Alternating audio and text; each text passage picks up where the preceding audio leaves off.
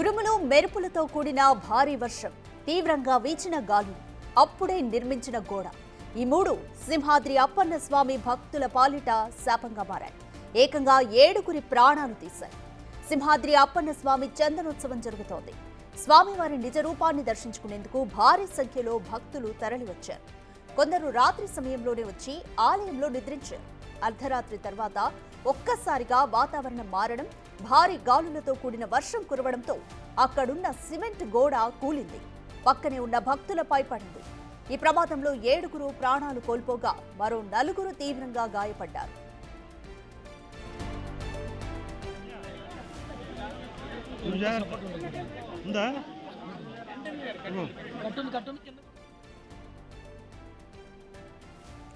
Simhagiri bus stand నుంచి ఎగువకు వెళ్లే మార్గంలో షాపింగ్ కాంప్లెక్స్ వరకు 300 రూపాయల టికెట్ భక్తుల క్యూ లైన్ ఉంది. భారీ వర్షానికి అక్కడ సిమెంట్ గోడ కూలి భక్తులపై పడింది. ప్రమాదం జరిగిన వెంటనే ఎన్డీఆర్ఎఫ్ సిబ్బంది, అధికారులు సహాయ కార్యక్రమాలను ప్రారంభించారు. హోంమంత్రి వంగలపూడి అనిత, జిల్లా కలెక్టర్ సిపి ఘటనా స్థలానికి చేరుకుని సహాయక చర్యలను పర్యవేక్షిస్తున్నారు.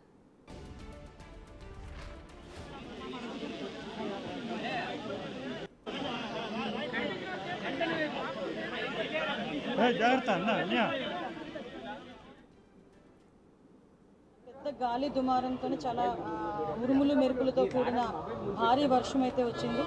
ప్రాథమిక నివేదిక ప్రకారం ఆ వర్షం ఏదైతే వచ్చిందో వాటర్ అంతా కూడా ఆ లూజ్ సాయిల్ మూలన వాటర్ అంతా కూడా కొంచెం లోపల దిగి ఆ గోడ కూలింది అన్నది ఒక ప్రాథమిక సమాచారం ప్రకారం వచ్చిన నివేదిక. ఇంకా కూలంకషంగా మా వాళ్ళందరూ కూడా సార్ ఎంక్వైరీ చేస్తున్నారు. అట్ ద సేమ్ టైం అక్కడ 300 రూపీస్ క్యూ లైన్ ఉంది. ఆ క్యూ లైన్ అక్కడ జస్ట్ కరువు ఉంటుంది అనమాట. అంతవరకు అంత హెవీ క్రౌడ్ కూడా లేరు. జస్ట్ కరువు మూలన ఒక జస్ట్ కొంచెం క్రౌడ్ అక్కడ ఉన్నారు. అది మూవ్ అవుతూనే ఉన్నారు. ఎక్కడ కూడా మనకి ఆగిపోవడం కానీ అంటువేదేం లేదు. చాలా అన్ఫార్చునేట్ థింగ్, ఆ గోడ పడిపోవడం వలన సుమారుగా 7 ప్రాణాలు కోల్పోవడం జరిగింది. అందులో 4 పురుషులు ఉన్నారు, 3 స్త్రీలు ఉన్నారు. ఇంకా మిగతా రెస్క్యూ ఆపరేషన్స్ కూడా జరుగుతున్నాయి. సంఘటన జరిగినది అని తెలిసిన వెంటనే ఇమీడియట్గా ఎస్డీఆర్ఎఫ్ బృందాలు, ఫైర్ డిపార్ట్మెంట్, పోలీస్ డిపార్ట్మెంట్, అదేవిధంగా ఇక్కడ పనిచేస్తున్న వాలంటీర్స్ చిన్నపిల్లలైనా వాళ్ళకి చేతులెత్తి దండం పెట్టాలి. నిజంగా వాలంటీర్స్ అయితే ఇమీడియట్గా కొంతమందిని బయటకు తీసుకొచ్చి అప్పటికప్పుడు హాస్పిటల్ కూడా తరలించారు.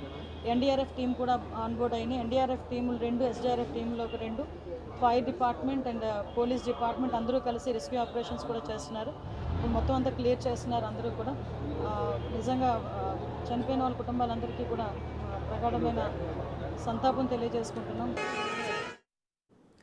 స్వామివారి దర్శనం కోసం వచ్చే భక్తుల కోసం మెట్ల మార్గంలో వెంబడి రిటైనింగ్ వాల్ను నిర్మించారు. చందనోత్సవం కావడంతో భక్తుల కోసం ఓ భారీ టెంటును కూడా ఏర్పాటు చేశారు. గాలివాన సమయంలో టెంట్ కోసం ఏర్పాటు చేసిన స్తంభాలు కదిలిపోయి రిటైనింగ్ వాల్పై పడిపోయాయి. వర్షం కారణంగా ఆ గోడ అప్పటికే పూర్తిగా నానిపోయి ఉండడం, అదే సమయంలో స్తంభాలు కూడా పడడంతో గోడ కూలి పక్కనే ఉన్న భక్తులపై పడింది. ఈ ప్రమాదంలో కొందరు అక్కడికక్కడే మృతి చెందారు.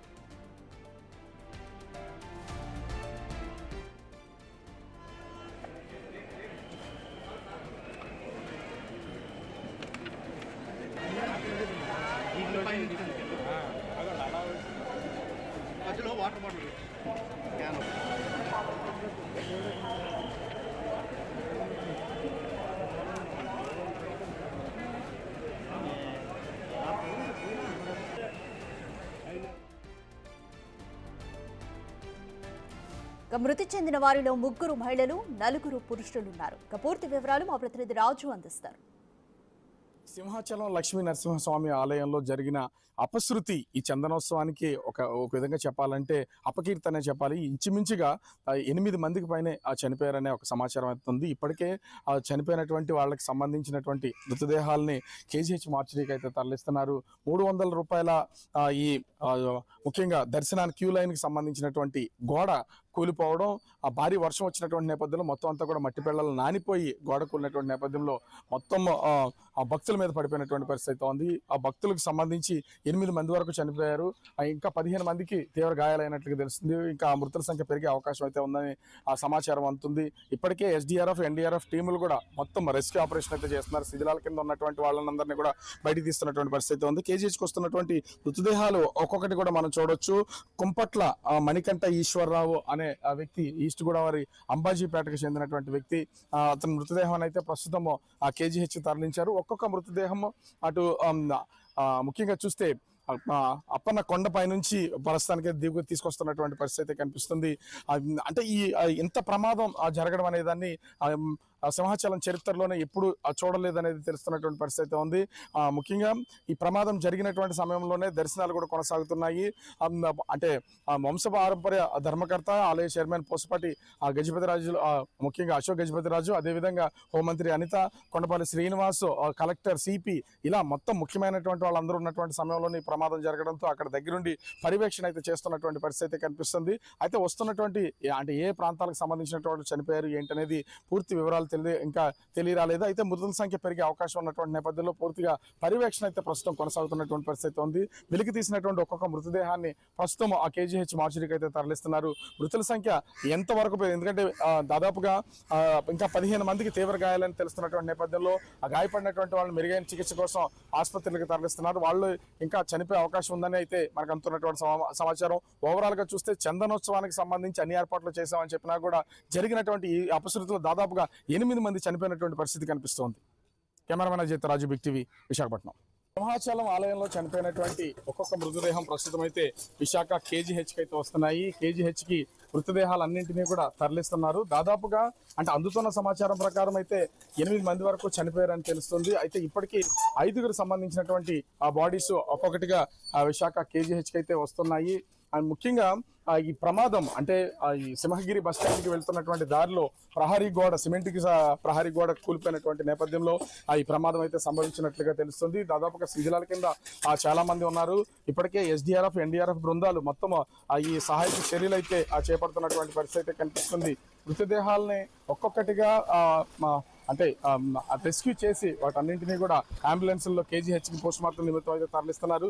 అయితే అన్నట్టుగా ఇప్పటి వరకు చనిపోయినటువంటి వ్యక్తులు ఎవరు ఏంటనేది గుర్తించడం కష్టంగా మారింది. కుటుంబ సభ్యులు, బంధువులు వీళ్ళందరూ వచ్చి వీటన్నింటినీ ఐడెంటిఫై చేస్తేనే కానీ ఎవరు ఏ ప్రాంతానికి సంబంధించినటువంటి వాళ్ళు చనిపోయారు అనేది తెలిసే అవకాశం అయితే లేదు. అది చందనోత్సవంలో ముఖ్యంగా ఆ సింహాద్రి అప్పన్న నిజ స్వరూపాన్ని చూసి దర్శించుకోవడానికి వచ్చినటువంటి భక్తులకి ఈ విధమైనటువంటి ప్రమాదం జరిగినటువంటి నేపథ్యంలో మొత్తం ఇప్పుడు టెంపుల్ అంతా కూడా ఒక్కసారిగా భక్తులు ఆర్తనాదాలతో నిండిపోయినటువంటి పరిస్థితి కనిపిస్తుంది. ముఖ్యంగా చూస్తే అటు ఇప్పటికే రాష్ట్ర హోంమంత్రి వంగలపూడి అనిత, అదేవిధంగా ఆ సిపి శంకరపుత్ర బాగ్జీ, జిల్లా కలెక్టర్ హరీందర్ ప్రసాద్ ఈ ఎన్డీఆర్ఎఫ్ టీమ్స్తో, ఎస్డీఆర్ఎఫ్ టీమ్స్తో కోఆర్డినేట్ అయి ప్రస్తుతం సహాయక చర్యలు అయితే చేపడుతున్నటువంటి పరిస్థితి ఉంది. మరోపక్కన ఈ ప్రమాదం జరిగినటువంటి సంఘటనా స్థలంలో సహాయక చర్యలు కొనసాగుతుంటే మరోపక్క భక్తులు రద్దీ అనేది కొనసాగుతుంది. అయితే చనిపోయినటువంటి వాళ్ళకి సంబంధించి ఎవరు చనిపోయారు ఏంటనేది చాలా మందికి వివరాలు అయితే ఇప్పటివరకు తెలుస్తున్నటువంటి పరిస్థితి లేదు. వాళ్ళందరినీ ఒక్కొక్కరుగా విశాఖ కేజీహెచ్కి చనిపోయినటువంటి వాళ్ళని తీసుకొస్తున్నటువంటి పరిస్థితి ఉంది. అయితే మనకి తాజాగా అందుతున్నటువంటి సమాచారం ప్రకారం ఇప్పటికీ అంటే మార్చరీకి 5 మృతదేహాలను అయితే తరలించారని చెప్తున్నారు. మరొక 2 మృతదేహాలు రావాలని సమాచారం అయితే ఉంది. అయితే అది ఆ సంఖ్య 7, 8 అనేది ఇంకా అధికారుల నుంచి అయితే పూర్తి స్థాయి లెక్కలు అయితే రాలేదు. 8 మంది చనిపోయారు అనేది మాత్రం తెలుస్తోంది. అయితే శిథిలాల కింద ఇంకా క్షతగాత్రులు ఉన్నారు కాబట్టి వాళ్ళలో ఎవరన్నా చనిపోయే అవకాశం ఉందనేది కూడా అధికారులు చెప్తున్నటువంటి పరిస్థితి ఉంది. సమీపంలో ఉన్నటువంటి హాస్పిటల్స్కి ఈ గాయపడినటువంటి వారిని ప్రస్తుతం అయితే తరలిస్తున్నారు. కుటుంబ సభ్యులు వచ్చి వీళ్ళందరినీ కూడా గుర్తిస్తే గానీ అసలు ఈ ప్రమాదం ఎలా జరిగింది ఏంటనేది కూడా వాళ్ళ దగ్గర నుంచి వచ్చే వివరాలను బట్టి తెలిసే అవకాశం అయితే ఉంటుంది. వర్షం జోరుగా కురిసినటువంటి నేపథ్యంలో నాని ఆ సిమెంట్ కూడా ఒక్కసారిగా భక్తుల మీద కూలిపోయినటువంటి నేపథ్యంలో ఈ ప్రమాదం జరిగినట్టుగా ప్రస్తుతం అయితే మనకు అందుతున్న సమాచారాన్ని బట్టి తెలుస్తోంది. Cameraman Ajith, Raju, Big TV, Visakhapatnam. Right. Simhadri Appanna Swamy చందనోత్సవంలో అపశృతి చోటు చేసుకుంది. స్వామివారి నిజ రూపాన్ని దర్శించుకునేందుకు భారీ సంఖ్యలో భక్తులు తరలివచ్చారు. సుమారు 2 లక్షల మంది దాకా 24 గంటల్లోనే భక్తులు స్వామిని దర్శించుకుంటారని అంచనా. అయితే కొందరు రాత్రి సమయంలోనే వచ్చి ఆలయంలో నిద్రించారు.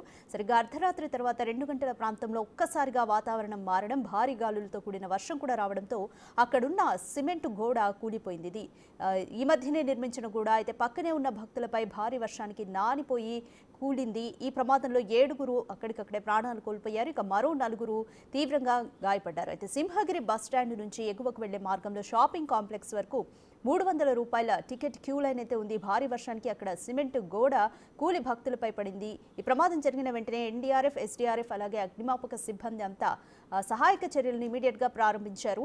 హోంమంత్రి వంగల్పూడి అనిత, జిల్లా కలెక్టర్ సిపి ఘటనా స్థలానికి చేరుకుని సహాయక చర్యలను పర్యవేక్షిస్తున్నారు. వీరంతా కూడా అశోక్ గజపతిరాజు కూడా మొదట స్వామివారిని దర్శించుకున్నారు. వీరంతా స్వామివారి దర్శనం కోసం అక్కడే ఉన్నారు గుడి దగ్గరే. ఈ సమయంలోనే ఈ గోడ కూలి ప్రమాదం అయితే జరిగింది. అయితే స్వామివారి దర్శనం కోసం వచ్చే భక్తుల కోసం మెట్ల మార్గం వెంబడి రిటైనింగ్ వాల్ ను నిర్మించారు. చందనోత్సవం కావడంతో భక్తుల కోసం ఒక భారీ టెంట్ను కూడా ఏర్పాటు చేశారు. అయితే గాలివాన సమయంలో టెంట్ కోసం ఏర్పాటు చేసిన స్తంభాలు కదిలిపోయి ఈ రిటైనింగ్ వాల్ పైన పడిపోయాయి. ఈ వర్షం కారణంగానే ఆ గోడ అప్పటికే పూర్తిగా నానిపోయి ఉండడం, అదే సమయంలో స్తంభాలు కూడా పడడంతో ఎఫెక్ట్ ఎక్కువైపోయింది. గోడ కూలి పక్కనే ఉన్న భక్తులపై పడింది. ఈ ప్రమాదంలో కొందరు అక్కడికక్కడే మృతి చెందారు. సహాయక చర్యలు ఇంకా కొనసాగుతున్నాయి. శిథిలాల కింద చిక్కుకున్న వారిని రెస్క్యూ టీం రక్షిస్తున్నారు.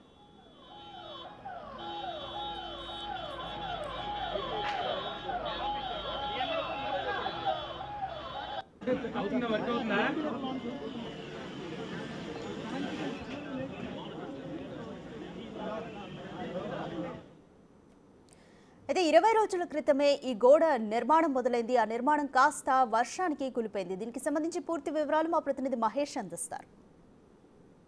చందనోత్సవంలో గోడ కూలిన ఘటనలో మృతుల సంఖ్య 7కు చేరింది. ప్రస్తుతం మనం ఆ ఘటన జరిగిన ప్రదేశంలోనే ఒకసారి చూడొచ్చు. సాధారణంగా గత ఏడాది, అంతకుముందు ఏడాది కూడా ఇదే మార్గం నుంచి భక్తులందరూ కూడా స్వామివారి దర్శనానికి వచ్చిన దారిది. ఈ దారి చూడొచ్చు మనం ఎంత క్లియర్గా ఉండేదో. కానీ ఈ ఏడాది భక్తుల సౌకర్యార్థం కోసం ఒకే దారిని రెండుగా చీల్చారు. ఆ చీల్చిన దారిని 20 రోజులకు ముందు ఒక పెద్ద గోడలాగా కట్టి రెండు వైపులు పెట్టారు. అంటే ఈ స్ట్రైట్గా వచ్చిన దారి మనం చూడొచ్చు. ఇప్పుడు ఇక్కడి నుంచి నేను నించున్న ఈ ప్రదేశం నుంచి కరెక్ట్గా రెండుగా చీల్చినటువంటి ఈ దారిని మళ్ళీ మీరు ఒకసారి మనం దృశ్యాలు చూడొచ్చు. ఎడం పక్క అలాగే కుడిపక్క కూడా రెండు వైపులుగా కూడా 300 రూపాయల టికెట్లో భాగంగా ఇటు పెట్టారు. ప్రస్తుతం ఇటువైపు ఏమో 300 రూపాయలకు సంబంధించినటువంటి భక్తులందరూ కూడా వెళ్లాల్సిన పరిస్థితిలో ఇక్కడ గోడ కూలిన పరిస్థితి కనిపిస్తుంది. మనం చూస్తున్నాం గోడ ఇక్కడ దాదాపు 15 మీటర్ల మేర గోడ నిర్మించారు. 20 రోజులకు ముందు మాత్రమే హుటాహుటిన భక్తుల సౌకర్యార్థం కోసం ప్రభుత్వం ఏర్పాట్లు చేసింది. అందులో భాగంగానే ఈ 15 మీటర్లకు సంబంధించిన గోడ కట్టారు. మనం చూడొచ్చు సిమెంటు ఇటుకలతోనే మాత్రమే కట్టారు. బేస్మెంటు స్ట్రాంగ్గా లేదని ఈ ఘటన మనకి ప్రత్యేకంగా చెప్తుంది. ఎందుకంటే ఈరోజు రాత్రి 2 గంటలకు సింహాచలం చుట్టుపక్కల ప్రాంతాల్లో పెద్ద భారీ ఎత్తున వర్షం పడింది. ఆ వర్షం కారణంగాన వర్షంతో పాటు పెద్ద గాలులు కూడా వేశాయి. అక్కడి నుంచి కొండ మీద ఉన్న నీరంతా కూడా ఈ కిందకి లోతట్టు ప్రాంతాలకి ఇదే మార్గం గుండా వచ్చేది. అయితే గతంలో చూసుకున్నట్లయితే గోడ లేకపోవడం వల్ల మెట్ల మీద కింద నుంచి పూర్తిగా కిందకి వెళ్ళిపోయిన పరిస్థితి అయితే ఉండేది. కానీ ప్రస్తుతం గోడ అడ్డం కట్టడం వల్ల ఫోర్స్కి గోడ మొత్తం కూలిపోయిన పరిస్థితి ఉంది. చూడొచ్చు మనం ఇక్కడ ఈ యొక్క స్తంభం చూస్తుంటే కొన్ని టన్నుల బరువు ఉండి ఈ స్తంభం కూడా ఫోర్స్కి కింద నేల రాలిపోయిన పరిస్థితి ఉంది. అలాంటప్పుడు ఆ పెద్ద గోడ అంటే ఈ చివరి నుంచి మనం చూడవచ్చు దాదాపు ఒక 15-20 అడుగుల దూరంలో ఉన్నటువంటి ఆ గోడ మొత్తం నిర్మాణం మొత్తం మీద నుంచి కూలిపోయింది. మట్టి అంతా కూడా కిందకు పడిపోతున్న పరిస్థితి కనిపిస్తుంది. ఇప్పుడు ఇక్కడ ఒక్కొక్క ఇటుకు దాదాపు 20 నుంచి 30 కేజీల ఇటుక ఉంది. ఇది ఇలాంటి బరువు ఉన్న కొన్ని వందలాది వేలాది ఇటుకలన్నీ కూడా క్యూ లైన్లో ఉన్న భక్తుల మీద పడితే పరిస్థితి ఏ విధంగా ఉంటుందో పాపం వాళ్ళు ఎంత నరకయాతన అనుభవించారో మనం చూడవలసిన పరిస్థితి ఉంది. వెంటనే గోడ కూలిపోయిన వెంటనే భక్తులందరూ కూడా ఆహాకారాలు చేసిన పరిస్థితి. వెంటనే ఇక్కడ ఉన్నటువంటి ఎస్డీఆర్ఎఫ్, ఎన్డీఆర్ఎఫ్ సిబ్బంది అంతా కూడా ఇక్కడికి వచ్చి కొంతమందిని కాపాడిన పరిస్థితి ఉంది. అయితే అప్పటికే ఈ ఘటన జరిగిపోవడంతో చనిపోయిన పరిస్థితి ఉంది. మృతుల సంఖ్య అంతకంతకు పెరిగిన పరిస్థితి. మొదట్లో 2 మాత్రమే చనిపోయారు అనుకున్న తర్వాత ఎన్డీఆర్ఎఫ్, ఎస్డీఆర్ఎఫ్ సిబ్బంది తవ్విన కొద్దీ మృతుల సంఖ్య పెరుగుతొచ్చింది. దాదాపు ఇప్పటికి 7 మంది చనిపోయిన పరిస్థితి ఉంది. ఇద్దరు పరిస్థితి విషమంగా ఉండడంతో స్థానికంగా ఉన్నటువంటి ప్రభుత్వ హాస్పిటల్కి అయితే తరలించారు. మెరుగైన వైద్యం అందిస్తున్నారు. చూడవచ్చు గోడకైతే గ్రిల్లు కూడా కట్టారు. ఎలాంటి పరిస్థితి వస్తుందని చెప్పి గ్రిల్లు కూడా ఏర్పాటు చేశారు. దాంతోపాటు భక్తుల సౌకర్యార్థం నీడను కూడా ఏర్పాటు చేశారు. ఇప్పుడు మనం ఈ మీదను చూస్తుంటే మన టెంట్లు అవి కనిపిస్తున్నాయి, లైటింగ్ అది కనిపిస్తుంది. ఇలాంటి స్తంభాలన్నీ కూడా చాలా వరకు ఉన్నాయి.